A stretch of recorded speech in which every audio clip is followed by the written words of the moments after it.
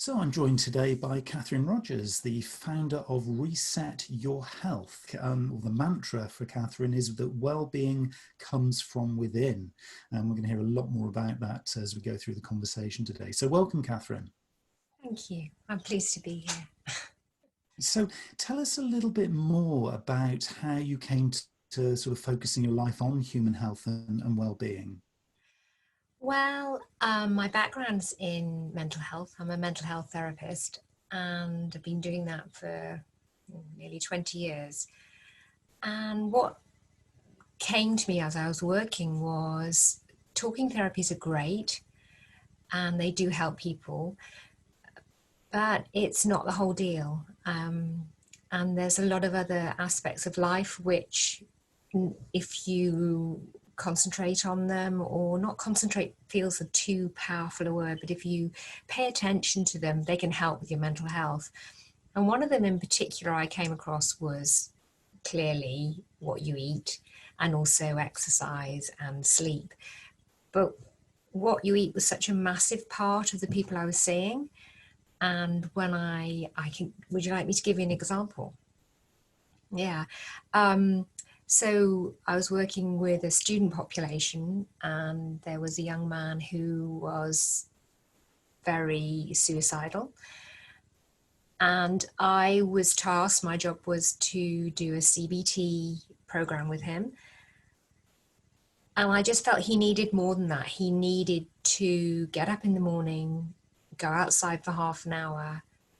If he wanted to miss breakfast, that was fine. But he then had to go and eat socially at lunchtime and dinner. And I just said simple things like avoid white processed food. And it was amazing. I mean, he was on the IAP scale, which is the NHS scale. He came down very quickly. We also did talking therapy at the same time. And it was that initial experience of having something that was so dire and so extreme, and just very simple interventions to do with what he was eating. And I then started looking at the whole area, and it led me, I don't think you mind me saying, it led me to writing a book called Gut Well Soon. And it has 2 chapters on mental health in it, which is all about the connection between your gut health and your mental health. So yeah, it was a journey from my profession, thinking this isn't the whole deal, doing the research, writing it up, and then of course that's led to my online program, Reset Your Health. And that's something I'd really like to kind of explore in a little bit more detail. Obviously, it's the title of this particular episode. But I think for me, the really interesting combination here is this, and you described it as a journey sort of for yourself personally. And I think certainly for me, the way that the program has evolved is this idea between balancing healthy body and healthy mind. And I think for me, it's that kind of holistic approach which kind of sets your particular program apart from a lot of other people and organizations who tend to focus in quite a linear way on just one thing. I think, you've very much been talking, I think for some time now about this combination. So really treating it holistically. Yeah, I think it's out there. Generally, people are talking about health not just being what you eat, or just being exercise, or just being sleep. It's the whole thing. I think what sets Reset Your Health part is that we are taking out the hassle part. So if someone has a health issue, but they are a vegetarian, we still making sure that they get the correct macronutrients. So by doing that, what I've done is concentrate on the mental side, the barriers to eating better. Because quite often if you go to a doctor's and, for example, you've got high blood pressure, you'll be handed a series of papers saying this is what you should be eating. And the Reset Your Health program, you literally would say, I'm a vegetarian, I've got high blood pressure, and I also don't like celery. So you can say what you don't like, and it will give you 4 weeks worth of recipes. So instead of a wad of paper or a recipe book that you're flipping through, and the program takes that all away. So the resistance to doing it goes down. Compliance goes up. That's a very harsh word, but it means people do it. And I've thought about other things, like, for example, the plan will give an individual their shopping list. So they don't have to go and write down everything. It just comes in one wad, and they can choose to do it for 3 days, take a break because of life, but stay within the guidelines, and then start again. So it doesn't have, I feel that diets have a big pressure on people.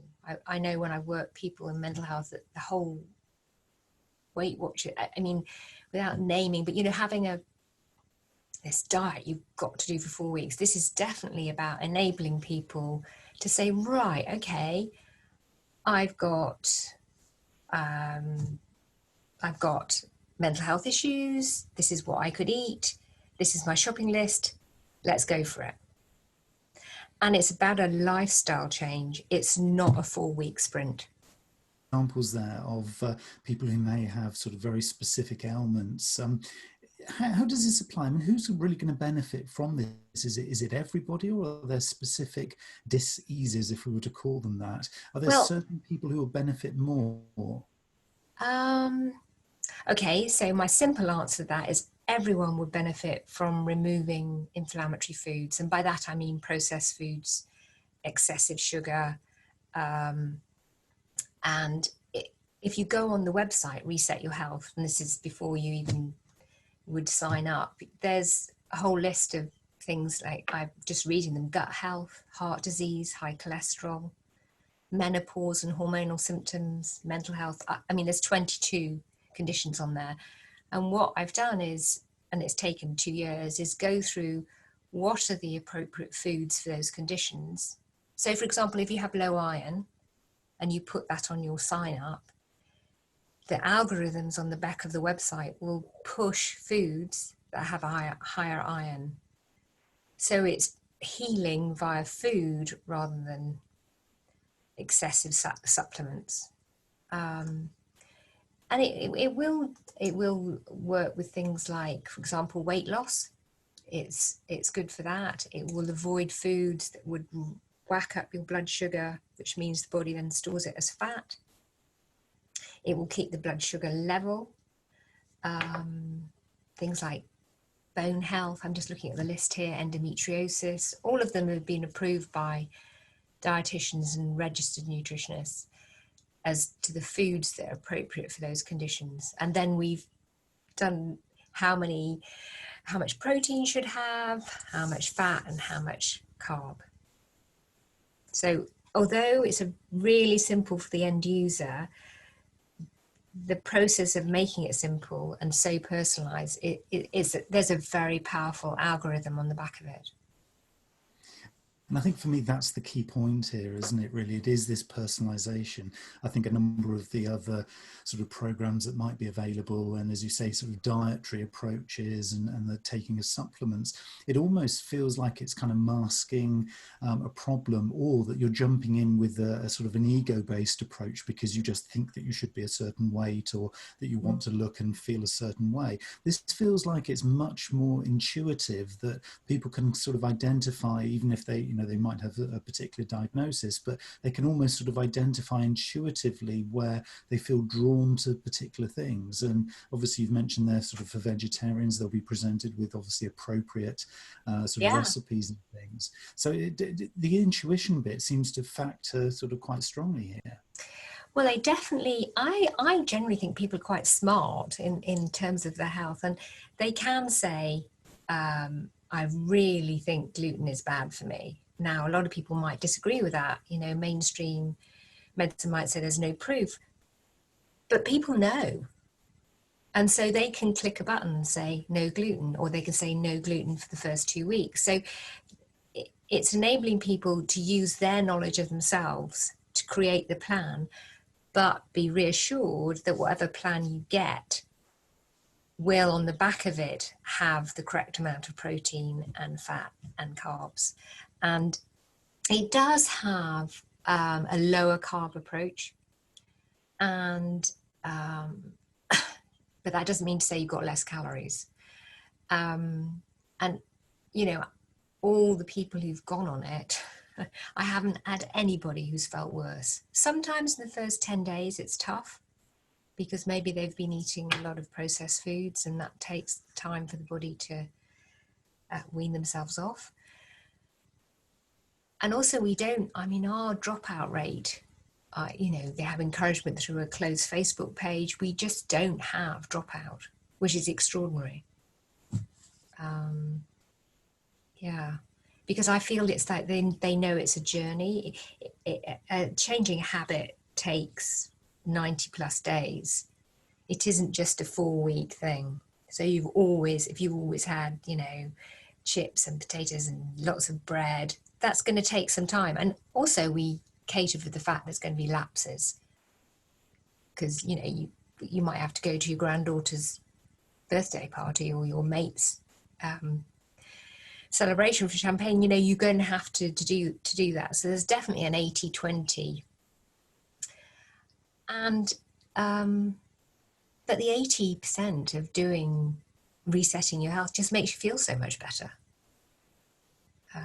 And the testimonials, you can see people, you don't have to take my word for it, on the website saying how it's been for them.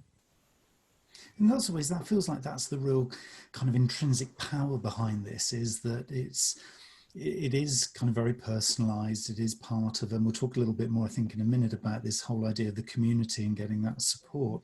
I think for me, one of the interesting things that you've kind of started to identify here is this use of the nutritionists and the dietitians. I mean, a lot of what you do, and I guess the way that the algorithms have been created is very evidence-based. It's based around a lot of research that's gone into it.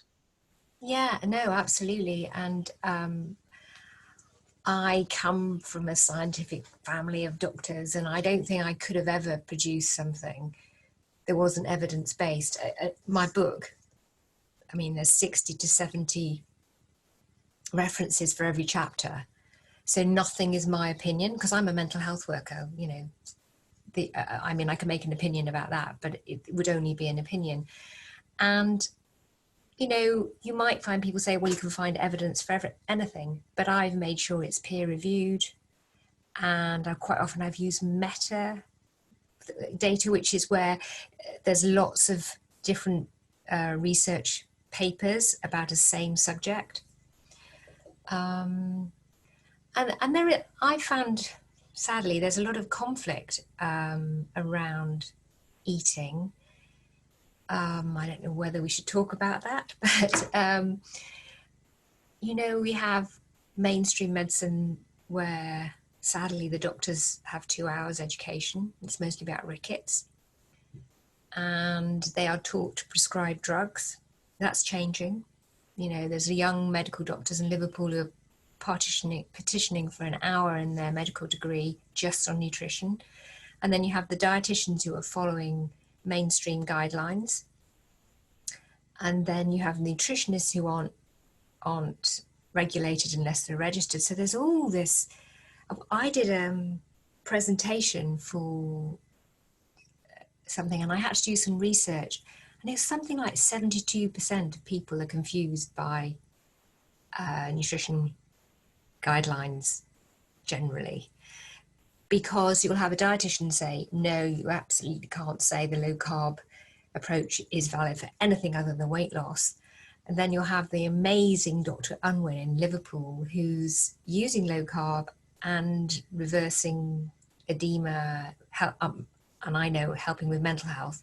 But because there's no evidence, someone who's within the government, like dietitians, they can't suggest it under their professional remit. And until we get the evidence, they can't say it. And so there's a cacophony of noise. So what I've done is I've gone to the basic evidence, like, for example, if you've got bad skin, they know omega-3 will help with bad skin. So I've put that in there. And I've not taken a very low carb approach, but I've taken an approach where you remove the processed foods and you remove the sugar. And by default, if you do that, you get less carbs. with this kind of thing and all these sort of varied opinions and reporting and kind of attitudes, which I guess in sometimes could be quite self-serving from certain practitioners and providers. I think one of the nice phrases which I'm always kind of drawn to in business is that, you know, the market always dictates. So I guess when it comes to the community that you're kind of building, that group of people who are either on the program or considering the program, and they're kind of communicating and talking, what kind of things are you seeing from them? What kind of subjects are Yeah. they So talking about and sharing? the closed Facebook group is very supportive. When people can't manage to make the bread, people will say, why don't you try it this way? So there's a lot of, I've seen a lot of practical interaction between the participants because it is a practical intervention. This is something that anybody can do. And that's really heartening for me. I see people say, oh, there was a recipe. And even in the lockdown, when you go to a market, which there are markets still open, all the recipes are seasonal. And so there was one post which was like, I've managed to do the whole week getting it from the market. And to me, that's so important because it's not specialized stuff that's costing a fortune from a health food shop. I'm probably shooting myself in the foot for sponsorship. And yeah, I probably am. But the whole point is it's seasonal. We're avoiding people having plastic around vegetables, and if we can. And I had a wonderful student work for me who he wasn't very foodie, and I said, come on, I want you to go through every single ingredient on the back end. So you have a list of ingredients, and I said, I want you to tell me which ones you don't recognize.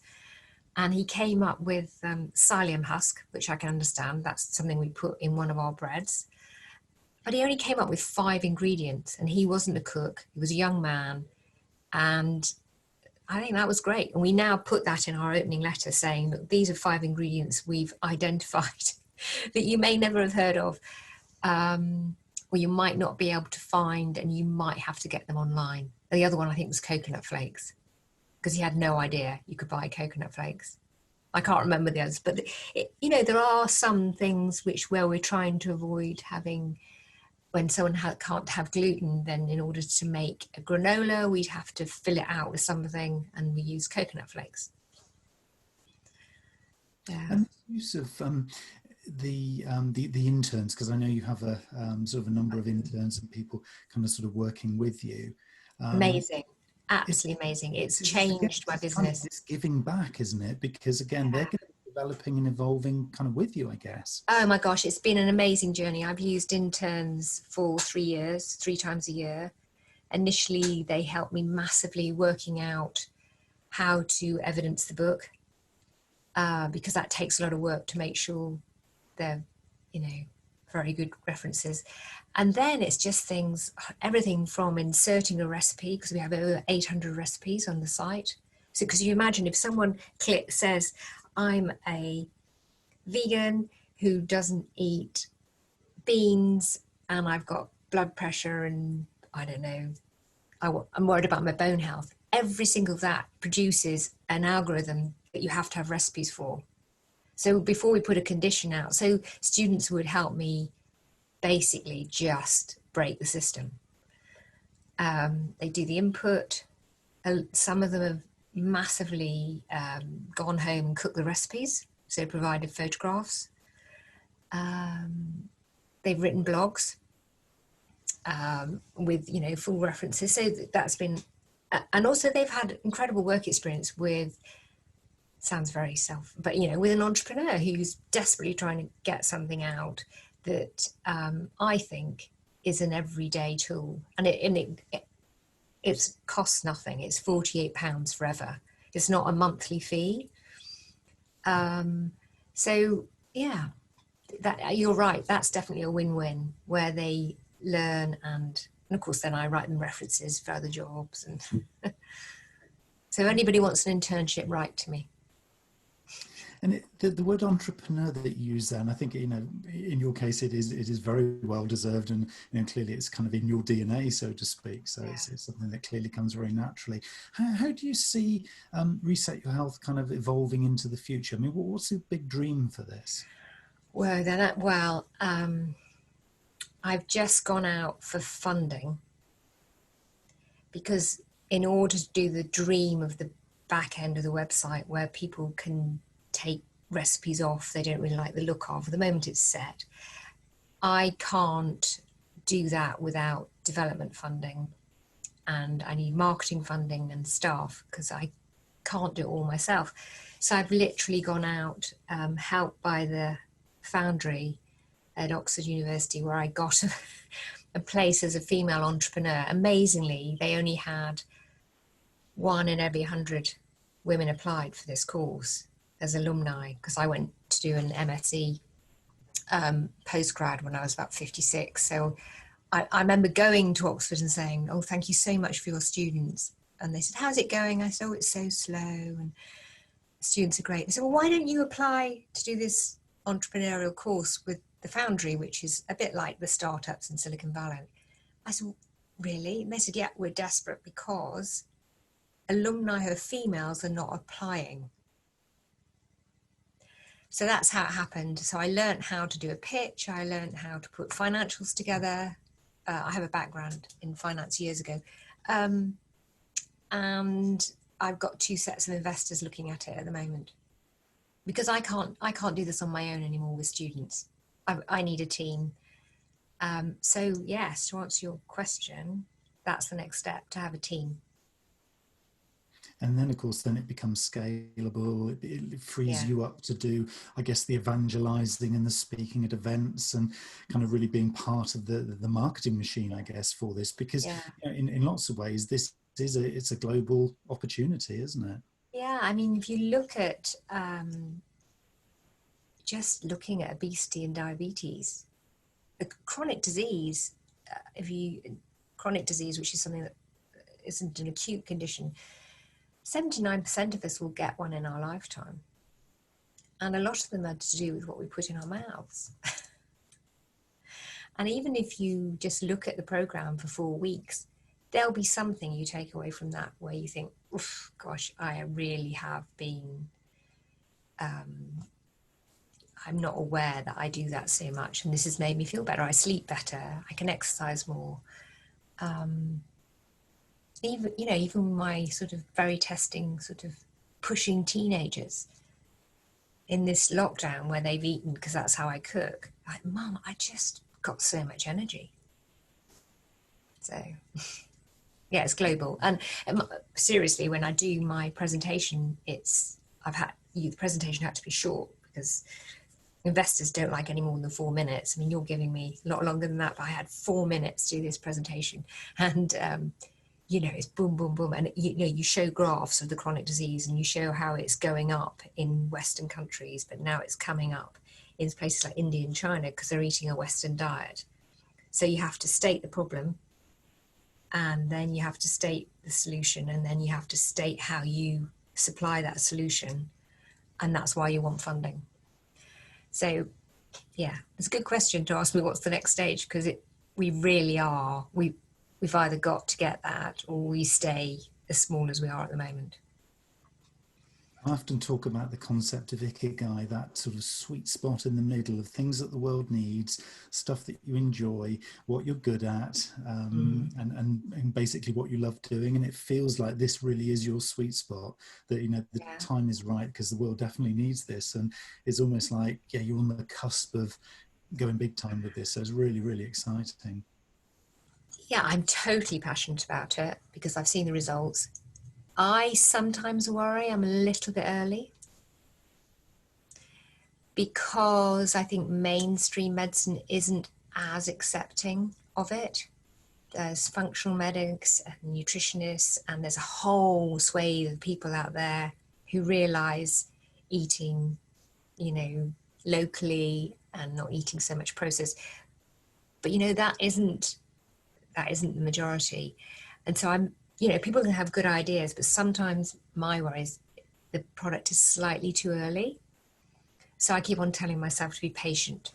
Which is always sound self-advice. Yeah, absolutely. Yeah. Because we never know. But I think, that point about the market will decide, it does feel like, despite what the more formal kind of medical and advisory professions are saying right now, I think, again, if people feel that it's time to maybe take a little bit of self-control in the situation and maybe just explore, maybe go on the first couple of steps to that journey and just see whether there could be something in there for them. And I've been really encouraged by for example, there's the British Society of Lifestyle Medicine. They're really encouraging, and they see it as sort of a de-prescribing app. So a doctor could use it, saying someone comes in who's pre-diabetic. Look, if you go and do this for 4-8 weeks, let's see what your blood sugars are. So when you get the encouragement like that from medics who are, for want of a better word, evolved.